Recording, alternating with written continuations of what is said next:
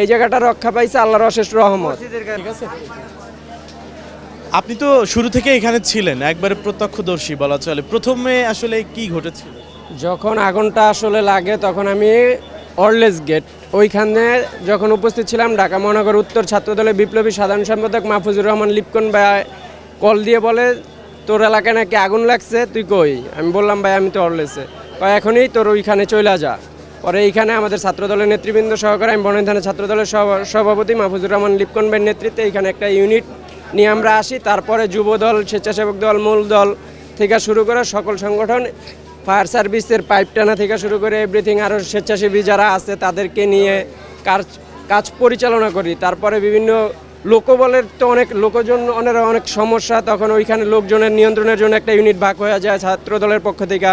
তারপরে পাইপ টানা থেকে শুরু করে বিভিন্ন কাজে নিয়োজিত হয়ে যায়। এখন পর্যন্ত আমাদের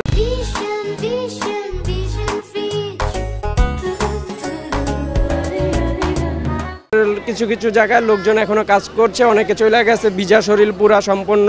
আর সার্বক্ষণিক ঢাকা মহানগর উত্তর ছাত্রদলের বিপ্লবী সাধারণ সম্পাদক মাহফুজুর রহমান লিপকন ভাই আমাদের দিক নির্দেশনা দিচ্ছেন, আমাদের খোঁজখবর নিচ্ছেন। এসে কি দেখেছিলেন? এসে দেখেছি যে অল্প আগুন মোটামুটি, তারপর আর 10 মিনিটের ভিতরে আগুনটা একবার পশ্চিম থেকে শুরু হয়, উত্তর দিকে দক্ষিণ দিকে বাতাসে ঘুরে আর কি একেবারে ওই দিকে ঠেলা নিয়ে গেল আল্লাহর হুকুমে। এই বাজারটা হচ্ছে যে এইখানের এই মসজিদ আছে, একটা ঘর আছে এইখানে, এই বাজারটা হচ্ছে যে এই এলাকার মানুষের খাবার দাবারের জন্য মেন এই জায়গাটা রক্ষা পাইছে আল্লাহর অশেষ রহমত। আর আপনার ভিতরের যে অবস্থা, মানুষের মোটামুটি 5 থেকে 7 আনুমানিক 10,000 ঘর পুড়া গেছে। এখানে প্রায় লক্ষাধিক ঘর আছে, ওই হিসাবে আপনার মানুষ অনেক ক্ষতিগ্রস্ত হয়েছে।